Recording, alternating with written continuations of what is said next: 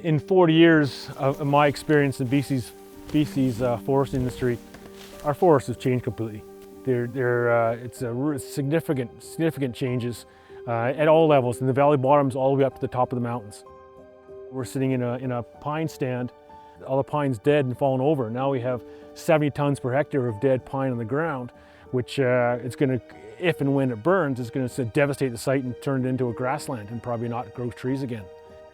We've been putting out fires since Smokey the Bear came on the scene in 1908.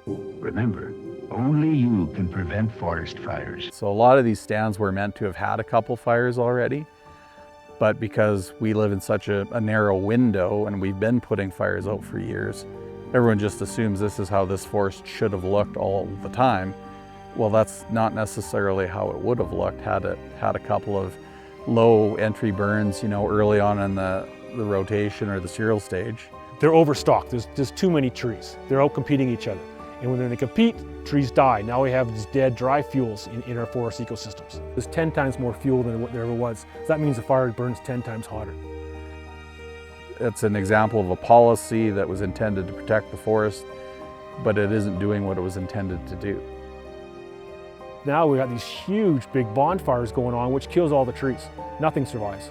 And not even the nutrients in the soil don't survive, the microbes don't survive, the sites get sterilized. And probably won't grow trees again maybe for decades. The biggest thing is fuel removal. What burns trees? Well, we can take a bunch of the, depending on the stand type, you definitely can take a lot of the fuel hazards out of the area. And I believe in many cases you can leave it to where the general person would say that that would look like a pretty decent job. We don't always have to clear cut everything. There's lots of choices, but the key is reduce the intensity of fires by reducing the fuels. So that may be opening the stands up, maybe it's surface fuel cleanups, maybe it's removing these ladder fuels, some of these younger trees that allow the fire to climb into the tops of the crowns.